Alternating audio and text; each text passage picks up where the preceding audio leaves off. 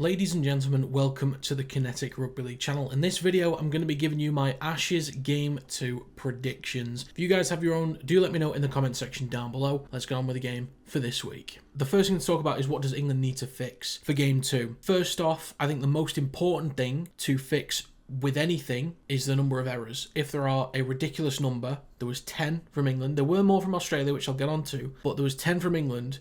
For me, that's way too many. Penalties were not a huge concern for either side. I think Liam Moore kind of let things just be and just let the game go. But there were 10 errors from England, and that's not good enough. So on average, England made 14 metres less per set on average. By the end of the first half, that was only about 10 metres difference. The second half, I think we could all tell it was definitely more pronounced in terms of being able to gain or restrict metres. So when you're turning the ball over inside the midfield, when you're already unable to get up the field as far as the opposition, you can't just gift territory inside the middle third. You cannot just do that. And especially for England, one thing that was really important early on in the game was the decent amount of pressure inside the red zone. There was a decent amount of territory to possibly pin Australia back. But then some of those sets would just completely fall apart, would turn the ball over, and it would just cancel any pressure. And being able to put them under pressure just for a set would be a huge asset. And then to possibly use somebody like George Williams' short-range kicking game, or even Mikey Lewis,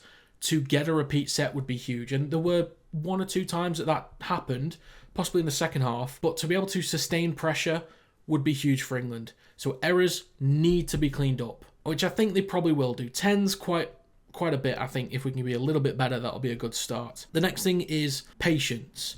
England definitely needed to be a lot more patient at the end of sets. I appreciate if we're not moving the ball around as quickly as Australia and they're able to shift across defensively, then we're kind of forcing stuff. It gets to Lewis or it gets to Williams and we just want to force a cut-out pass towards the winger. We need to be a little bit more patient. And there were some good moments where we'd open up the defence and that was great, but we were just kind of forcing it. A lot down the left-hand side, actually, I think we'd force it a bit. And I'm just thinking, look, yes, we could have a go. I appreciate the intent, but let's just take the tackle, get to the end of the set. We're in good territory, kick to the corner. You know, we've got Dominic Young. He's not always perfect in the air, but he's a tall guy. And up against Josh Adokar, he's got the height on him. Adokar can sometimes be under pressure during the aerial battles in the NRL. Give Dominic Young the opportunity to go up and collect it. And for me, there's a player that I'll get onto with the next point I'm going to make. But on the opposite side, place the ball in towards the corners. There was, I only remember one or two kicks towards the corners, and one of them fell on the 10 from Mikey Lewis, and that was in the second half, I think. Just be a bit more patient. We don't have to force it. Focus on pinning Australia back in the corners. And don't turn over the ball further up the field than you have to. So that's the next point. I think panicking a little bit too much. Don't force things. Get to the end of the set, kick towards the corners, especially in attacking positions. Now, the next thing is personnel changes. I don't think there's a major overhaul that needs to be done. I think there's a few key spots that most of us could agree with. The main one for me is that Oledsky comes in. Who he comes in for, you can have that debate. For me, what I would personally do, I'd take Bateman out, I put Trout in the back row over on the right hand side, and then Oledsky fills that spot either on the bench that Trout had or he starts in the front row. I think Brimson could come in for Welsby. I've spoken about this combination before between Welsby, Williams and Smith. I think there's a rapport with those three and there's a bit of chemistry and a connection. I think that probably would have been better to at least test out for game 1 rather than having to hope it works out for game 2. But I think that Brimson coming in for Welsby might be the spark that England need in that spine. I already mentioned Trout for Bateman. Burgess for Johnstone, possibly. I wouldn't be mad if Johnstone's still in there. I don't think he did anything bad. I don't think he did anything wrong. I just think in the one-to-one matchup with Nwangani Tawaze, that's going to be really difficult. So Burgess, I think, is better equipped for that because of his height. And in the aerial battles, we've seen that Burgess has been under pressure a fair bit from kicks to corners, and he's dealt with them extremely well. And I think he's a bigger body as well, and I think his carries out the backfield will be huge. The final change, I genuinely don't mind whether this does or doesn't happen. I think Smith will come in for Mikey Lewis. Can't guarantee it. I just think Sean Wayne might make that change. And I'm going to make this point as well. A lot of people didn't want George Williams in the side. I think of the two halfbacks, the half that instigated the best chances was George Williams. George Williams was the more exciting of the two halves.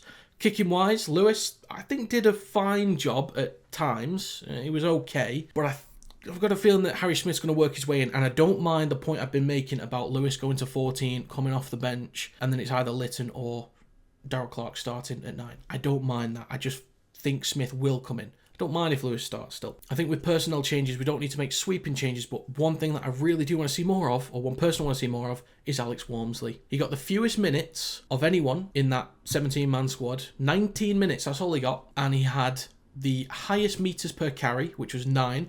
Second best was actually Havard with 7.4. This is of the forwards, by the way. And the most post-contact meters of any of the forwards. This is Alex Walmsley. You gave him 19 minutes. For me, he starts in the front row alongside Oledsky. That's personally what I'd do. I think Lee's off the bench, Havard off the bench, McMeekin off the bench. Some, athletic guys that can do decent minutes. Start your biggest blokes. So in terms of personnel changes, that's what I'd do. But moving on to Australia a little bit, what it felt like to me, when England were moving the ball around compared to Australia, it felt like Australia had a little bit more depth. I think we could see the difference in speed, see the difference in confidence and difference in quality with guys like Munster, Cleary and Walsh connecting. You could see the confidence and the quality. And it felt like there was a little bit more depth, that Walsh had more time to receive the ball out the back and be able to make those decisions to either jam into the line, to draw defenders in. Sometimes Crichton's lead running would lock some defenders in towards the edges.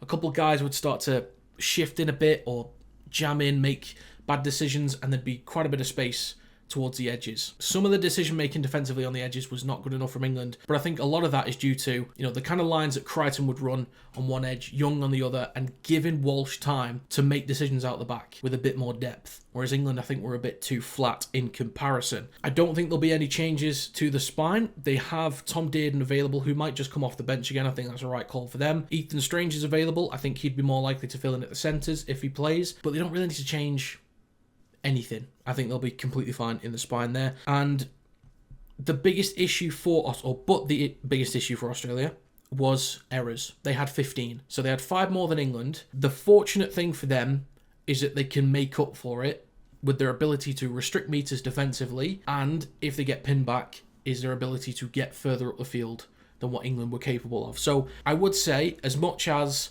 it wasn't a major concern, if it gets to a point where England execute better, England are stronger defensively, then 15 errors is going to be way too much, and then you're just gifting territory to England in a game where they look so much more comfortable. So you've got to be careful next time round if you're Australia to give the ball away 15 times. So they need to be a lot cleaner. When Australia were flat, sometimes they just go across to the next man, trying to let Staggs go for a carry or Shibasaki. Towards the edges, they didn't look that dangerous. But normally inside the midfield or inside their own territory, Australia would move towards the edges, and when they were just flat, letting individuals make the meters, they weren't finding breaks. But the moment there was a little bit of shape, that's when they started getting lead runners, block shapes, locking defenders in, guys coming in closer to the midfield.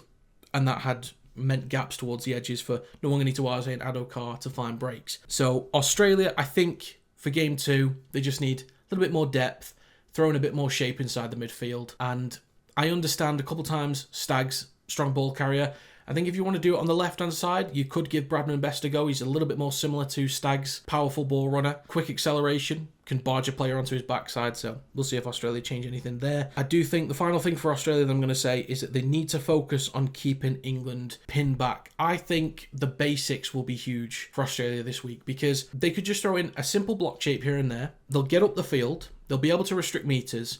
But the most important thing for them is just getting the basics done. Not turning the ball over, not giving away penalties. I don't know what the Aussie ref's going to be like for game 2. I'm not sure how much quicker the ruck's going to be. But if force of habit means that the Aussie ref is going to allow the game to be a little bit quicker, then naturally you'd assume the Aussies would find it easier to get the ball up the field. So they've just got to be cleaner in all the basics, making sure that they get correct play of the balls, they get to the end of sets, they find the corners, which I think Cleary and Munster did fairly well, and then suffocate England off the back of it. Now, the final things that I'll say, I think the carries from Trout, when he came on, were strong. The carries from Young out the backfield, I think, were brilliant. I think Young did a great job. Some sparks from the spine here and there. One major thing that England needs to focus on is defensive line speed. I think it was a little bit too slow. I heard Sean Wayne talking about it in press conferences or in a behind-the-scenes video about line speed being really important. I think that was lacking. And there's a couple times where England were really disconnected. There was a couple times, if you look at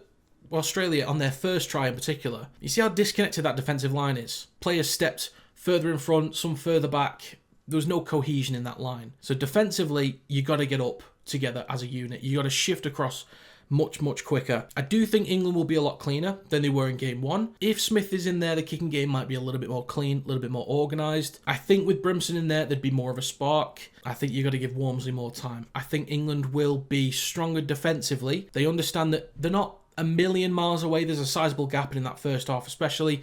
It wasn't too bad. England aren't a million miles away, but they will be slightly better. But I still think Australia, just with the basics, doing everything at a higher level, executing faster, more cleanly, with more cohesion, more quality players. It will be a slightly closer game, but I think we saw from game 1 the major gulf in quality. I think Australia might be okay for game 2, but I still think there is a chance for England as long as they get the basics right, but I think Australia should be fine. So for prediction in this one, I'm going to go with England 12, Australia 24. So there you have my Rugby League Ashes Game 2 prediction. If you guys have your own, let me know in the comments section down below. But as always, if you enjoyed, feel free to leave a like. It does help to get the video out there to more people. Subscribe to the channel to stay up to date with more Kinetic Rugby League content. And if you'd like to become a member, you can do by clicking the link in the description down below. But that's going to be it. Thank you very much for watching, and I will see you next time.